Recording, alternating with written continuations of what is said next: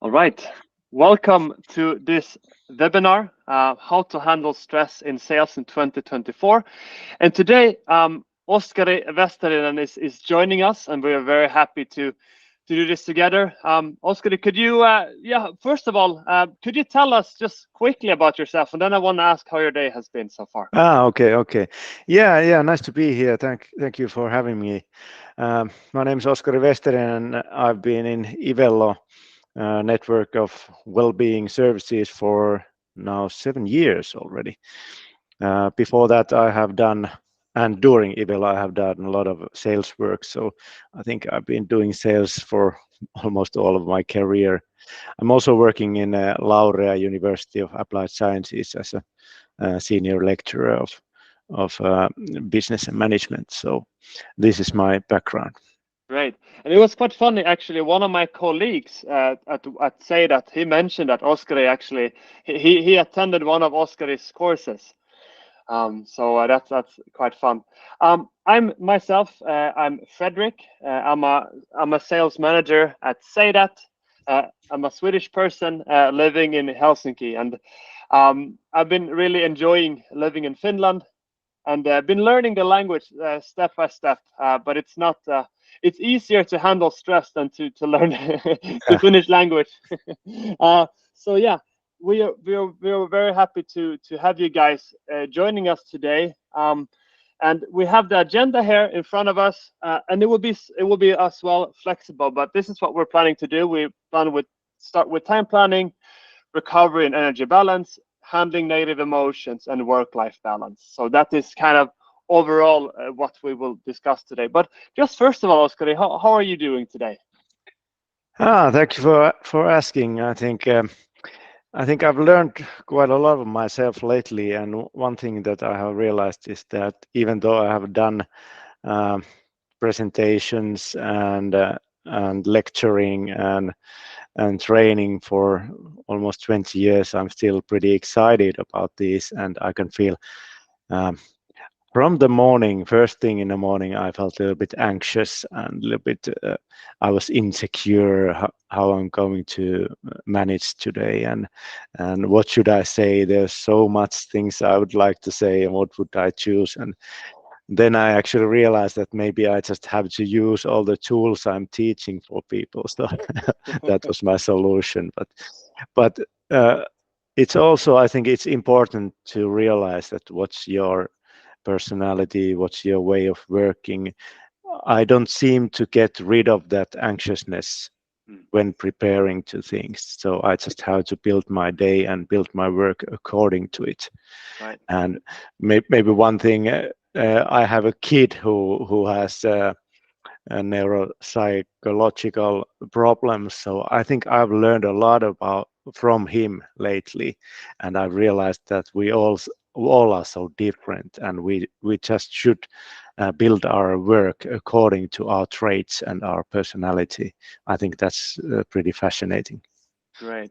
Thank you for sharing that. That is lovely. And I think all of us sometimes feel like that, and I think that's why this is such an interesting topic. That some days we might feel really good, we might not feel any anxiety, but some other days it might come. So I think it's not about kind of okay, how can we avoid stress in our life? How Mm. can we avoid negative feelings? But rather like how can we handle it, and I can that's the core of the discussion today. And starting off with the first topic, this is it has to do with time planning. So optimize your productivity by utilizing your peak hours for effective work to stay focused and motivated. Could you start us off a little bit, like what do you think about when we should plan our day? Yeah, we can. In a few minutes, we can check out a few slides. But I think it's first of all, it's very important to know mm, how alert you are. What's your alertness? Because some people, especially all of us, but some people especially tend to go to the over alertness.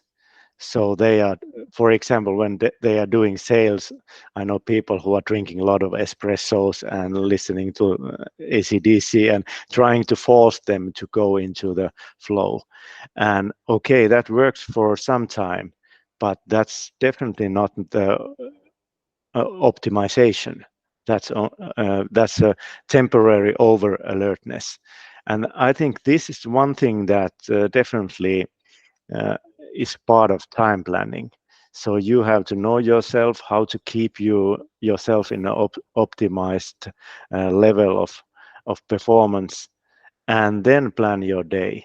You need to uh, book your most important tasks to do then when you're most likely in an optimized uh, uh, stage. Right. And we will go through a little bit shortly about kind of what to focus on during the day. But I think this is very interesting to plan the day. And I have a friend. He mentioned to me that I told him that okay, sometimes I feel like I don't take breaks too much during the day.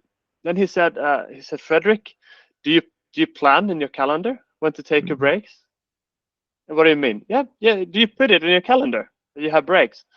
And I didn't do that. And so I started doing that. Okay, I will take a break between 2 and 2:15. That's when I will take a break, or I will take a break at 10 o'clock. If you feel a little bit kind of not too motivated in the morning, maybe it's better to take a break short on, and do something that give you energy. So I think it's just the key is to understand that days are different, and focus on the things that gives most value to you. And it kind of comes into the next one here.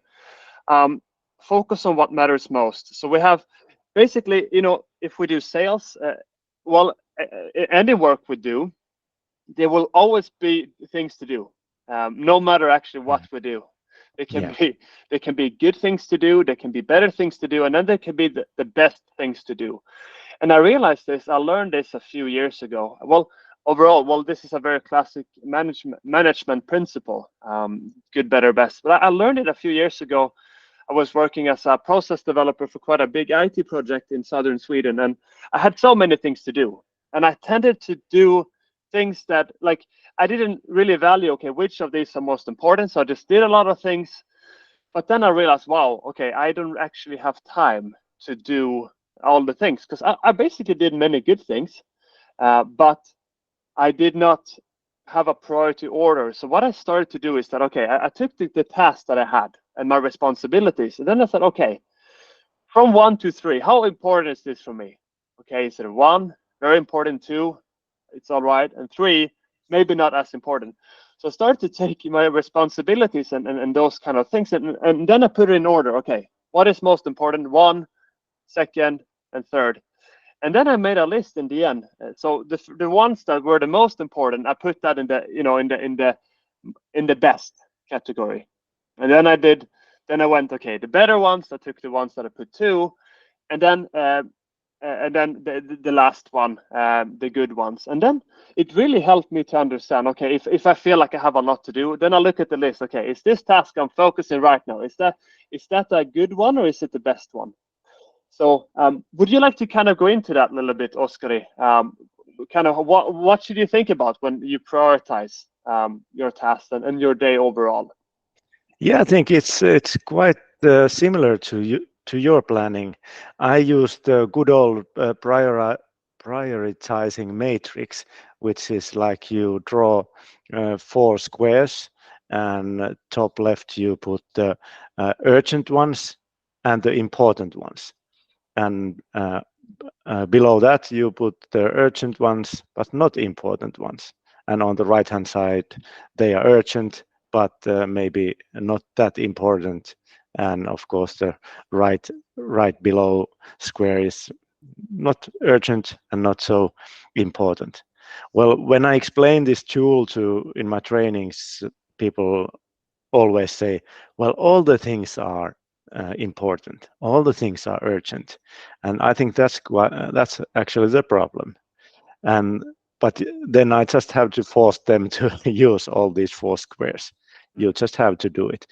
And then I also tease them after doing that I take the one which includes the urgent ones and most important ones, and I say, okay, but do this same exercise to this square. So you have to divide this also still to 4 different squares. And that kind of forces us to um, realize what is the most important task of the day or month or this half of the year. Right. And you obviously you have a lot of experience. You're teaching at the university. You're around students all the time. You're also working for Iwello as a wellness specialist. There's so much to discuss regarding this. But one of the slides that you sent to me beforehand is this one, brain friendly time management. Would you like to kind of go into some main key learnings that we could take from this? Yeah, definitely. Iwello is a network of professionals, highly trained professionals, and this concept is from our doctor of psychology, Sanna Markkula. And first of all, I could say a few words about alertness in next slides, and then maybe have one or two tricks, so to say, which are easy to use and very highly recommended. And you actually already talked about the micro breaks, but we could maybe give it a minute to think about what they could be in our lives. Right. And also, just to kind of cliffhanger, we will also do some exercises during this webinar as well. So we will have everybody involved. And also, just something to mention as well, we have got one question beforehand. And if you have any questions during this webinar, please write it in the chat or yeah, I think that's easiest. Just write it in the chat and then we will make sure to answer that. So yes, did you say, Oskar, you wanted me to go to the next slide or you want to continue with this one? Yeah, you could actually go to the next slide. So maybe the most important thing I would like to highlight here is that when you want to be in your best, to be the best version of yourself, the best performance level, it's not about being very low in your alertness or not too high. You have to find the optimized level.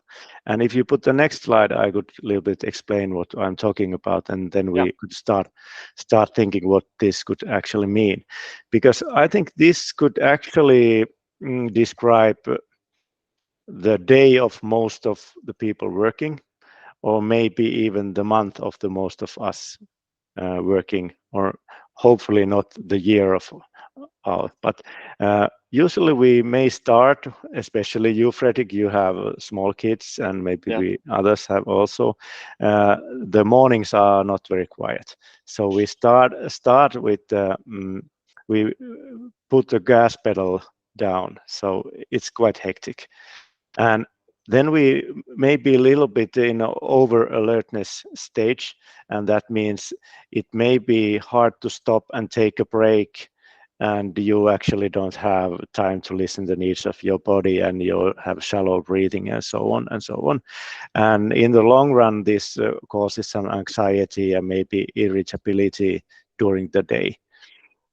We can stay here for quite a long time and be quite productive, but in the end, it will happen that you will fall to the low alertness. You kind of, well, collapse is a quite strong word, but you will go to the sleeping mode. Is that when people take the energy drinks? Yeah, that's the stage. I even heard that. When it talks about alertness, I heard recently that it's quite. I don't know how common it is in Nordics, but I heard at least in the States, it's quite common for students to even take like this ADHD medication so that they can stay focused for several days. What are your take on that, or what's your experience? Kind of, well, not that you use it, but I mean, like, what could you add to that? Yeah, first of all, I know my body and my system, and it doesn't allow any stimulants. I can't even drink coffee. because it gives me the kick, of course, like it does, but the adenosine, the ingredient, it brings me quite rapidly down. And then I should actually drink coffee all the time. I think when you plan your working day, one of the most important things is to remember that the recovery, it begins in the morning. Okay. It's not just what you do a few hours before you go to sleep. It's all about what you do during the day. And this is one thing. I'm not saying that caffeine or coffee is bad for you. It's good for some people, but it's definitely not good for me, because Right. it brings me down pretty fast. And that's why I'm living without Coca-Cola or tea or caffeine, and I'm doing perfectly fine. But it needs some tricks and in nutrition, and I do breathing exercises and so on. I have a certain breathing exercise, which is my morning coffee. Okay. Maybe And you know the Wim Hof breathing technique. I think it's quite it gives you energy and yeah. gives you kind of relaxation at the same time. So maybe we can discuss that as well. Trying like doing this kind of breathing exercise. Something that you also added. Yeah, I think this is kind of what you just talked about, right? The deep Yeah, breathing, taking a walk. What if people say that they don't have time? Because I have a friend. I won't tell where he's working, but he's working as an accountant. And he said, I called him the other day, and it was like 8:30. He was still at work. And some people, they might think that they're like that they actually don't have any time for break. So yeah. what if you were kind of having this exercise, a good, better, best? Which of these, if you just had time doing a few of these during the day, what would you do then? Or what would Yeah. you recommend? Yeah, I think we have to think about maybe return on investment. What works for you? And Right. for example, for some people, just watching outside the window, watch to the skies, and you just do that for 1 minute. It will calm your nervous system down, because this is all about calming your nervous system. It doesn't work for me. I would say fresh air and movement is something that I should do. So just move, no matter what you do. You don't have to lift weights, but you just move. Maybe jump a little bit around. That's something that works for me. Yeah. Mm, Also, I think it's very important. Listening to music is very good for some people, but I do breathing exercises. It's not in this list, but I do very simple, short, and if I have time, I do longer ones. Right. Could we ask if there's anybody here in the meeting, if you have anything to add to this list? It would be interesting Yeah, if you write something in the chat.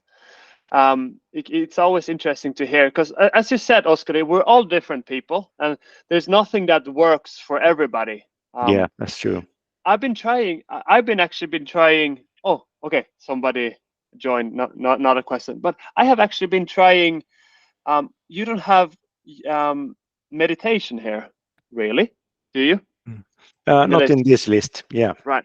I have been trying that a few times, and I have had really good experience. Just like having a 15-minute break and do meditation.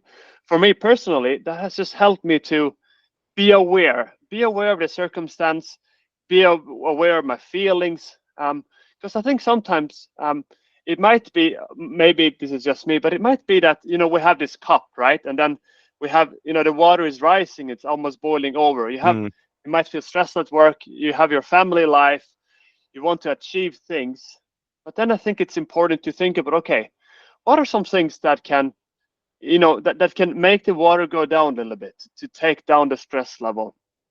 So I think that is something I think for all of us to think about, that when we come in those situations where we feel a lot of stress, what are some things that we can do to to cool ourselves down and to get that balance in the body, so that we can. Okay, we have something here. Mikko Malmivara. Let's see. I've heard. Okay, I will read it. out loud, and then let's discuss it. I've heard a rule of thumb where every 20 minutes, try to look at something 20 meters away. That's supposed to reset your vision from continuous staring at a computer screen and help stay focused. Thank you so much, Mikko. Would you like to add anything to that? I think that's a great idea, and I think 20 or 25 minutes is very typical. If you have heard about the Pomodoro technique of working, it's like you work 25 minutes, then you take 5-minute break, and you put the clock on, so you will continue do that and learn yourself for that rhythm. And I think 20-25 minutes is quite typical in this kind of exercises. Yeah. Now we use Newton. Jumping is good to add to the list. I like that. But not if you're in a meeting. That would be quite fun. Or if we start jumping now in the webinar. I like that. Okay, so we are soon kind of done with our first part. Yes, would you like something that I can add to this one? Optimize the time planning. There are tools, especially now I'm going from okay, let's say Philip first, and then I will take my part. Questions, it's always most important. Philip said, height adjustable desk, stand up to get movement, and also increase calorie burn. When tired enough, lower and rest. I like that. Thank you so much for sharing that. Yeah, actually, in the last place I worked, they had this resting room where people could go in and take a nap. But now now we don't have that where I work, at least. So maybe it's good to work from home sometimes. Then you at least have that opportunity to do that. Okay, I will add something, a last thing here for this section, and then we will continue to our next step. So something that we added here to the list is to use things to help you save time during the day. We have, for instance, Seidat, our presentation platform that can help sales team to save so much time with material management, but also overall in the follow-up of the sales process. And I will discuss that more later on in this webinar. We have Lead Pilot, my good friend Felix, the CEO. I actually had a webinar with him a few months ago. He showed his tool about how you can save time when you come to prospecting, that how you can reach out to more people in a faster way. Also, we have other tools, for instance, Epic Brief, which is a tool that takes notes during meetings. So I'm using that sometimes if I have a long meeting and I might not grasp everything that we talk about, or might not have time to write everything down. Then that tool actually helps me to summarize the meeting. I can even ask AI in their tool to tell me, okay, give me the 5 most important points. So I would say that try to find ways that you can do your work more efficient if it's possible, because there are ways to do things faster. Especially, Oskari, we're talking about the academia. I've been also writing my thesis, and I did 12 interviews, and all those interviews were like 1 hour. And yes, if I would write down every single word, listening and write, it would take me like a year. But then just using, the transcription in Teams, it saved me, I don't know how many hours or even weeks. So I don't know if your students still are old school and doing that listening and writing down, but it's also important for students to be efficient. All right, let's continue here to the next phase. This is called recovery and energy balance. Quick recovery and balance tips to recharge and stay sharp during the day. Would you like to start off, because you're working for Iwello? Could you let us know a little bit about what you were doing there in professional help overall? Yeah. As I told, we are the network of highly trained professionals, and our slogan is to train head first. That means in practice, that means that, of course, I can give you tips, and I have lists of tips, but the point is that we have to make those things as a routine, and that many times that means that we have to change our thinking, that we need help make changes in our everyday life. We are so used to our normal routines. We do long 1-year trainings. For example, Kemira is our client. We have done many years their trainings, and we mostly train people face to face. Of course, we use all kind of tools, and we can use virtual solutions, but we still believe that the most efficient way is to meet people and sit down with them and make their own goals, create their own goals, not keep competing with anyone, just for themselves. Right. And that's what we do, and of course we make shorter lectures and so on, for example, from time management and recovery. But that's basically what we do. Yeah, and also in the end, I will give you a QR code where you can book a meeting with Oskari, but also you can book a meeting with me, and we can go through that. But I would add to professional help. I don't know the people joining us today what experience they have, but for instance, in our company, say that we have this employee benefit that we can take different courses. We can talk to therapists. We can take we can take part of different courses.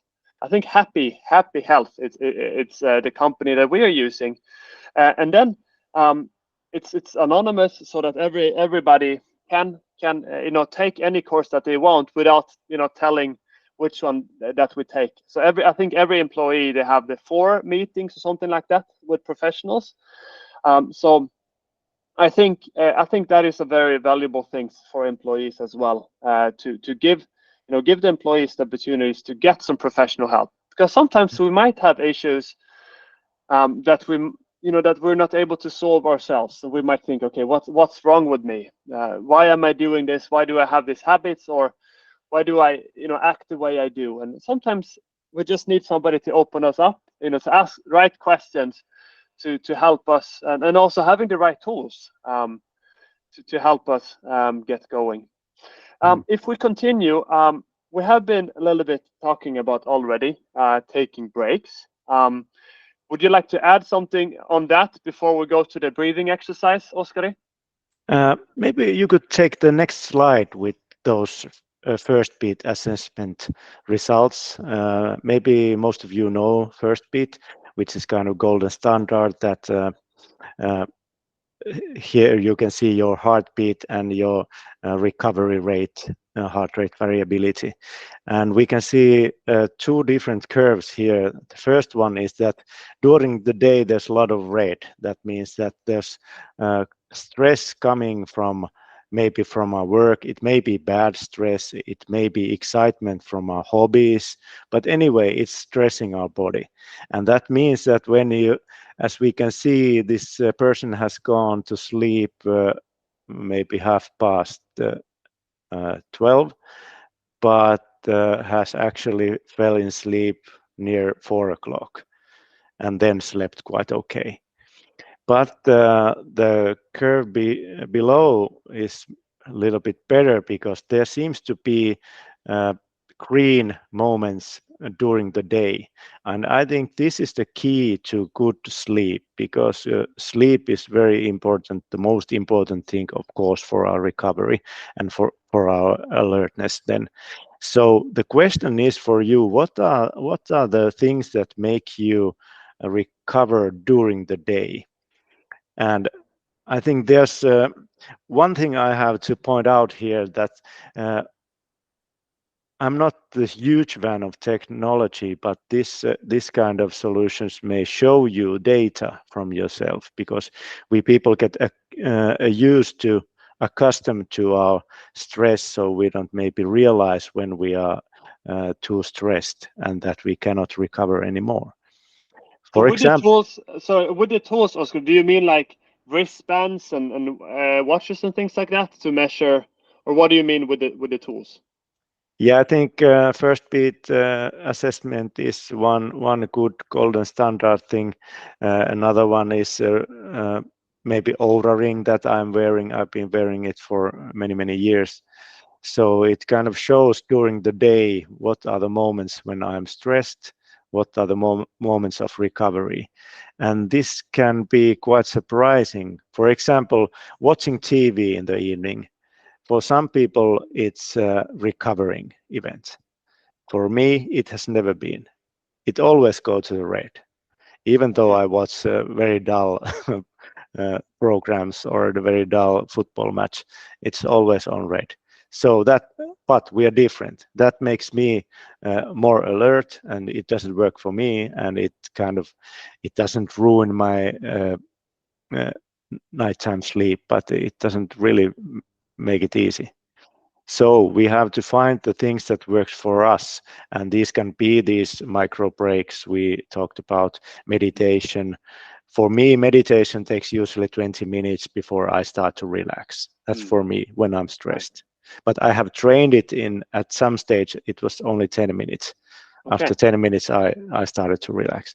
But it was about training. Right.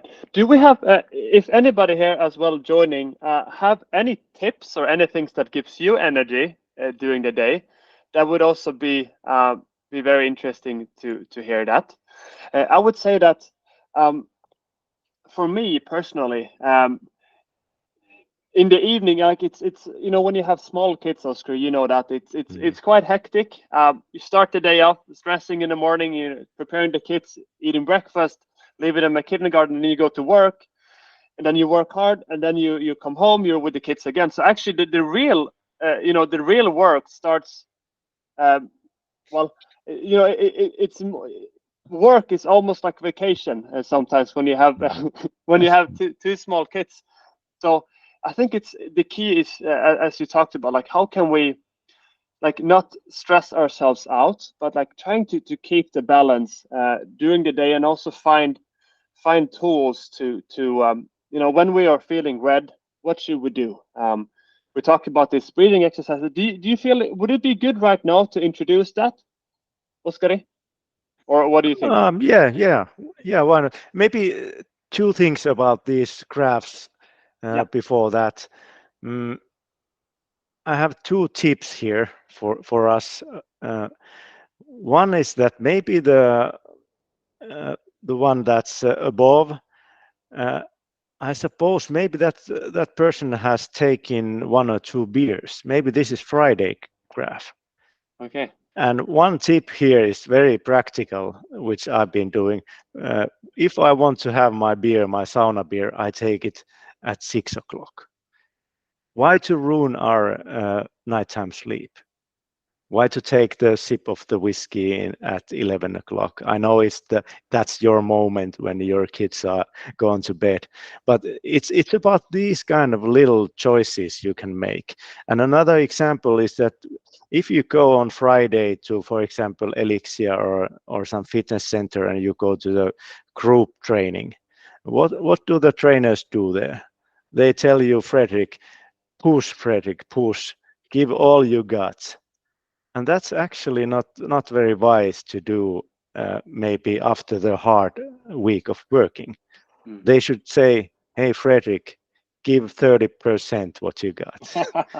And this is actually true because our psychologist Satu Kettunen, which I called yesterday, she just told about this, that, she goes to the Pilates training, and there the trainer always says, now give 30% of what you got.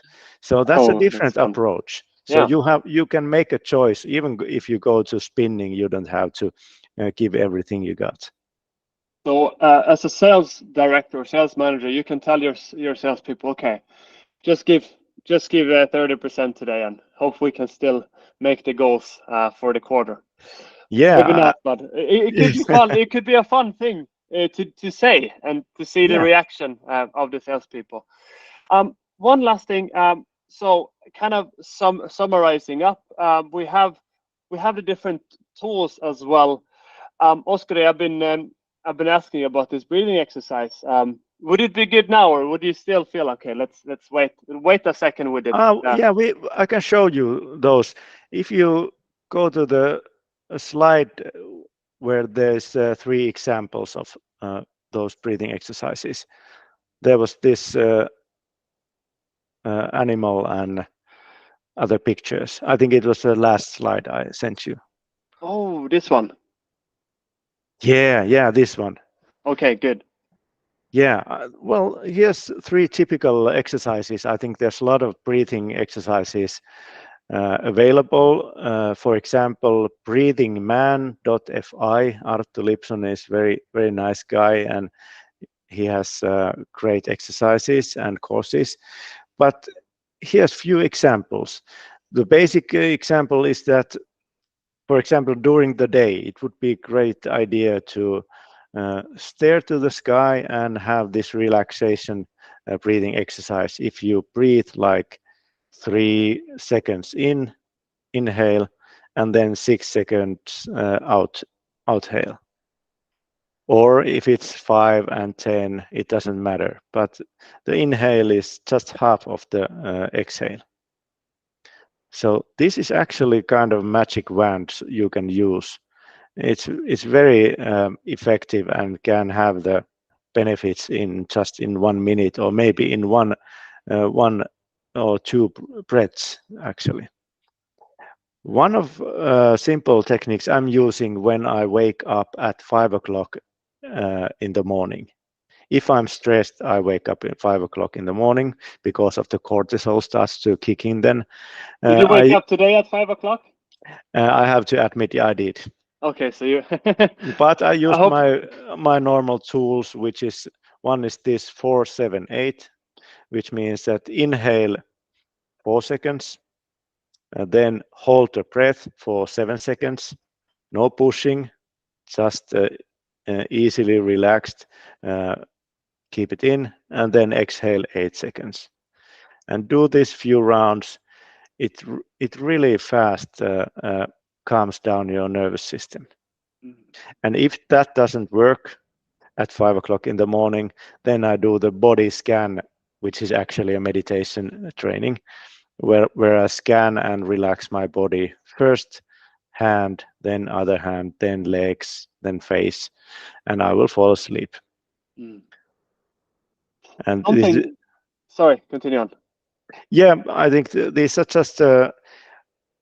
I think we all should make as one psychologist said, that we should have a plan of if then, and this is my if then. If I wake up, I do these 2 exercises, and I'm not getting anxious or worried about it. Right, and this. Thank you so much for sharing this, Oskari, and I think all of us would benefit from the professional trainings that you and your company provide. Something that I sometimes, we tell kids, count to 10. If you get angry, count to 10, and that also can have a very cooling effect as well, to help us focus on something else when we are in that state of mind. And something that kind of goes into our next topic, we're talking about negative emotions. And I heard recently somebody said that during the day we can have up to 60,000 thoughts coming to us. And actually, most of those thoughts are not true. Some of them might be true, but the big majority of those 60,000 thoughts thoughts are not true. And that, but sometimes we might believe actually those things that if we have a lot of negative thoughts and emotions, that we actually might believe in it. But sometimes it's maybe just we'll discuss it. But sometimes it might just be the body that's telling you, okay, now you need to calm down. So overall, this topic we're talking about right now is how to handle stressful negative emotions during the workday. And the first one I can start with, and then of course, Oskari, I would like to hear your thoughts regarding that one. But something that I learned as well recently is that, I mentioned those 60,000 thoughts, and sometimes we also get different kind of feelings. It might be that we might be really excited about something. We might have a really great day planned, but then somehow we might feel stressed, or we might feel anxious about something. It might be something that's coming in the future that we don't have any, that we cannot affect. It might be something happening the same day. There might be different kinds of emotions that we feel. And I think here the key is that instead of kind of trying to push away those feelings, try to listen to it. Mm. I heard recently one person, he said that it's kind of like an inner child. Sometimes, you know, you sit and you might feel anxious about something, and then he said, well, try to think of it in this way. And when you have this feeling, I feel stressed. Try to ask yourself, okay, why do I feel stressed? What is it right now that would make me feel these feelings? And then try to understand. And then as you understand, this person, so as you understand, then and that the body feels that you actually listen to it, then in many times you will just feel calm inside, and those kind of anxious feelings might flee away from you. Would you like to, as a professional within this area, Oskari, would you like to add something there to that first point? Yeah, I think you made a great point here, and maybe we can do the exercise in just 2 minutes. It's very brief, so we can do it here. I think first of all, it all comes down again to alertness. If you're too stressed, or maybe you're over alert or under alert, then you're quite sensitive to pick up all the negative feelings from other people, and you are quite mm, capable of making them by your own. So one tip is to once again to try to be your optimized level of alertness. And it's very important to, for example, if you make the sales call, for example, it's very important to recognize what's your status at the moment. And also, it's important to remember that the other one, the client you're calling, has also some kind of situation going on. What's his or her their alertness at the moment? And according to research from Dr. Markkula and also from Satu Kettonen, which I mentioned, they said that compassion and self-compassion is the best way to calm you down. So if you're having negative feelings, you have to realize that it's okay. It's very normal. And this is all about inner speech. And this really has an effect. And first, it feels very awkward and strange. But when you start talking to yourself and giving you some credit, it really pays off. And even though if it feels fake, then you just fake it till you make it. It's so simple. Yeah, I love that. Thank you for sharing that, Oscar. I think this is a very important question overall, because we live in a world where, we have social media and people are sharing all the wonderful things that's happening in their life, and you might feel, well, they're doing so well in their life, and they don't have anything that is difficult. I am the only one having these issues. I'm the only one feeling stressed. Yeah. I'm the only one that's having kids that don't listen to me. I'm the only one that feel unmotivated at work.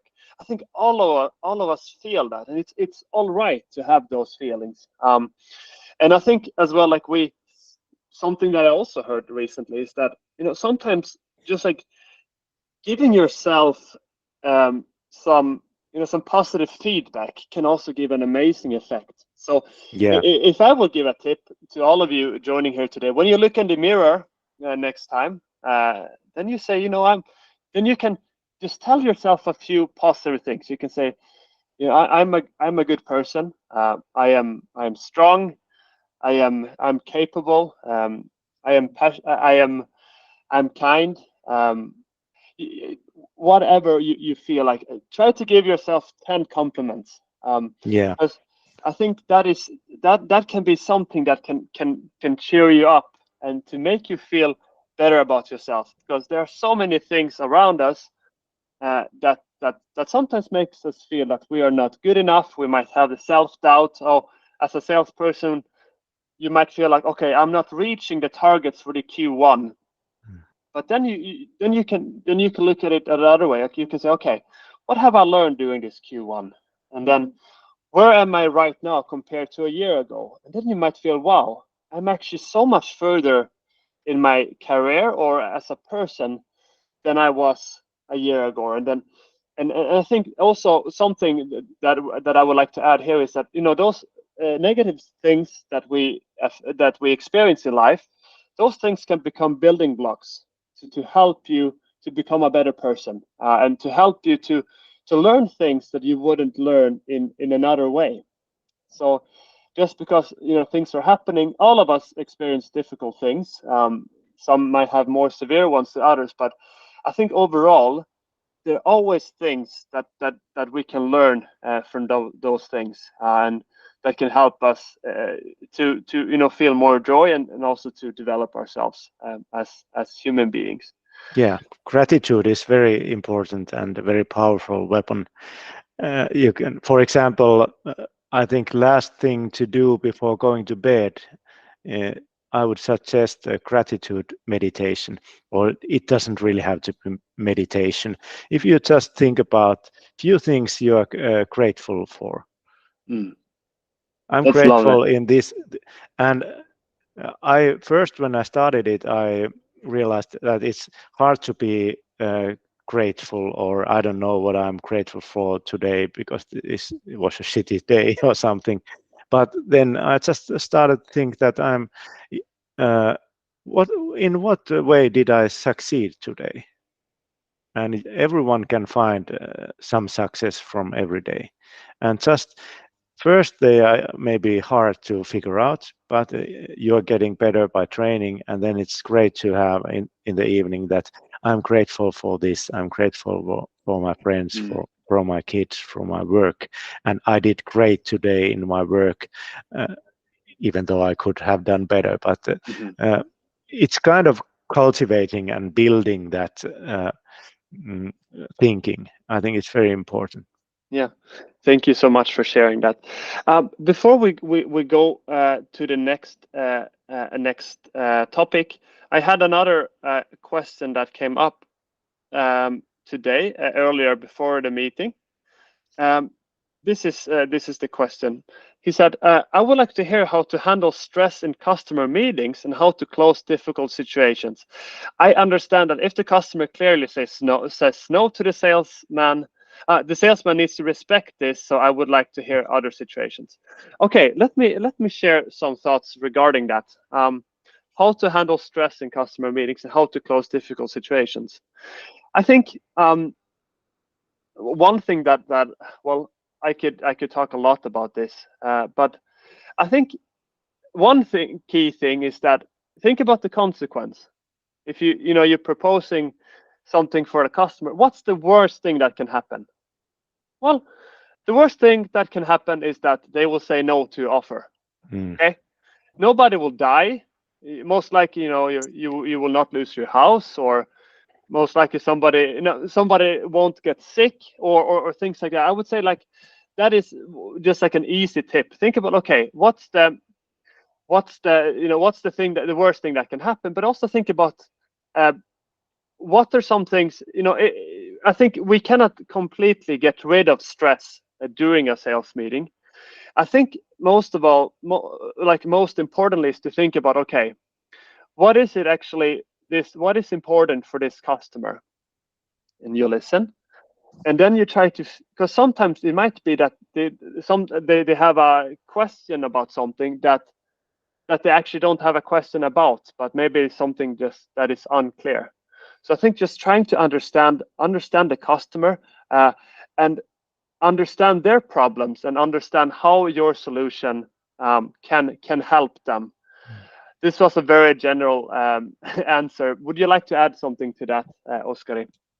Yeah, I think that was a uh, great tip, and I think from a psychological point of view, the situation is the one that you are there to solve something. You are not there in that negotiation uh, to perform for yourself. You are there to help your customer. So that leads us to solution-based attitude, and that's the one you can also cultivate and build up. So I'm here to solve something, not for myself. And that seems to be a and personally I've noticed that it makes the situation more easy for me, and it's more easier to control my alertness once again. Yeah, lovely. Thank you for that, and thank you for that question. And we still have some Good time for some question. more questions, so please just write in the chat if there's anything. Now we will go to one of the last topics before I am introducing Seidat, or sales tools, and this is work-life balance and achieve harmony between professional and personal life for long-time success. Uh, would you like to start us off quickly, Oskari, with bad and good stress? Yeah. Personally, I don't really like that bad or good stress thinking.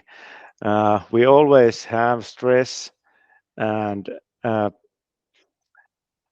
it's about the amount of stress. That means that if we have a good flow in our work, and we have really um, exciting hobby that we really like, but that can be too much for us.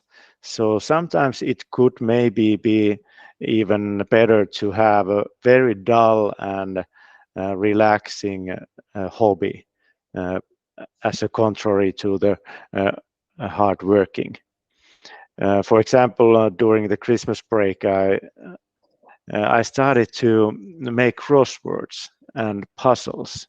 And first I thought, this is crazy, I cannot concentrate, and this is so dull, and so on. But after doing with my kid those for maybe one hour, I realized this is actually very good for me. I could have gone to uh, jumping around, as I told, or maybe to a trampoline park with other kids, but that would have been maybe too exciting for me, and maybe wouldn't have given me the balance I wanted.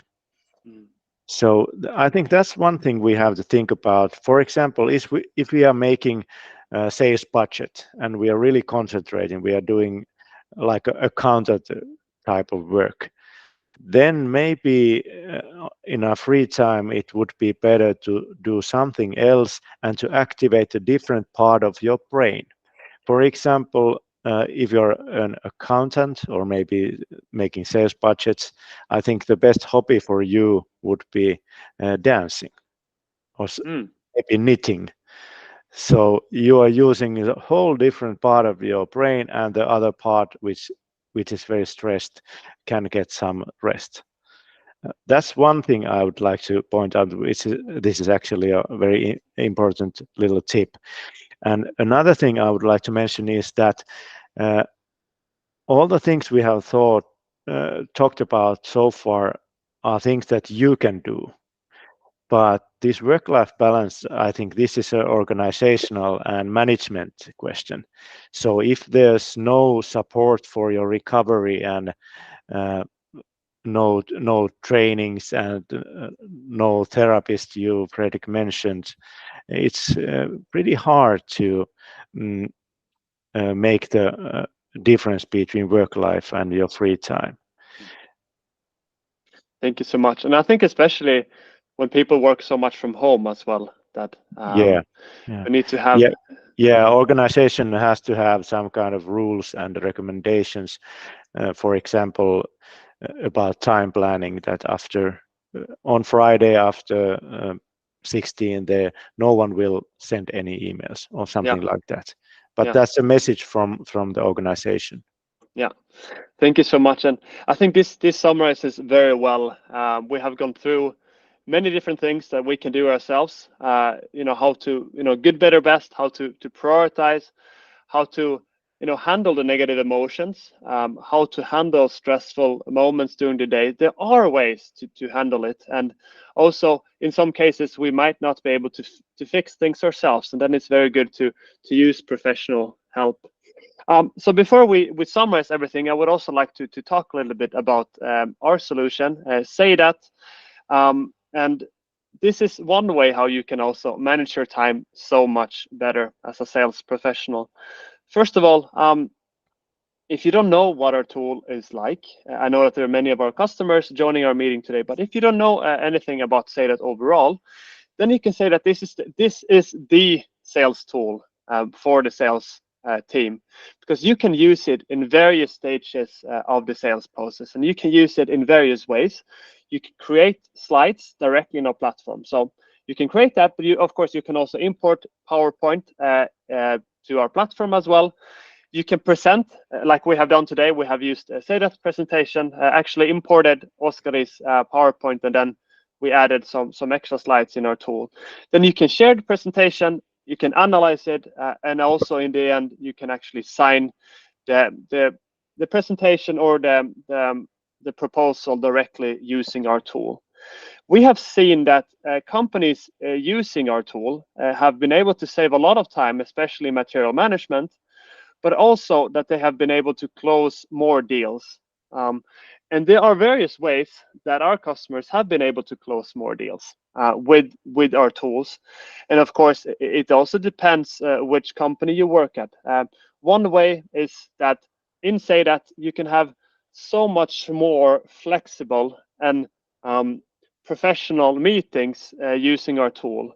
As you can see here, we have our presentation tool, and in the meetings with a customer, you can just directly go to that slide which is relevant. So in that way, the customer will actually feel that you're listening to their needs and focusing on what's important for them, rather than, okay, now I'll have my presentation, I will show my 30 or 40 slides.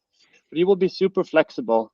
So not only is it important to prepare before the meeting, to have something to show, but also during the meeting to be able to be customized to the needs of the customer. Another thing that we have been able to see is that many sales teams, they send out a lot of information, brochures, presentations, videos, other kinds of materials to customers, but they actually have no idea if the customer is engaging with the material. But in Seidat, this is super easy. So after you've had a meeting with a customer, you create a presentation, you share that link to that prospect or that customer, and then when that customer opens the presentation, then you will get a notification that, okay, now the customer has opened it. And then if you want to go into more details, you can actually look at what the customer has been looking at. So the various slides in the presentation. So overall, would say that it is a tool that will help you sell more. It's a tool that will help you to save a lot of time in material management. And finalizing this webinar, we're so grateful that you have come. Please book a meeting with us. Here you can see our QR codes. Would you like to add something here, Oskari, in the end of the meeting? Anything special that you would like for us to bring with us? Briefly, two things. We're also applying in Laurea for funding for a project in which we build up work well-being models and actually the whole model for a company with service design tools. This is of course free for companies. If you're interested to hear more, I'm happy to tell. That's one thing I would like to say. And another thing that after this meeting, if you have a few minutes, I would be happy to give you one exercise. If you have time, we can maybe stop recording and so on. But if you want, we can maybe make a little exercise. Good. Thank you so much. We are very grateful for all of you who attended today. And also thank you so much for the questions that we have received. And I think with that, we will close the recording and wish you all a good rest of the day. Thank you so much. Thank you.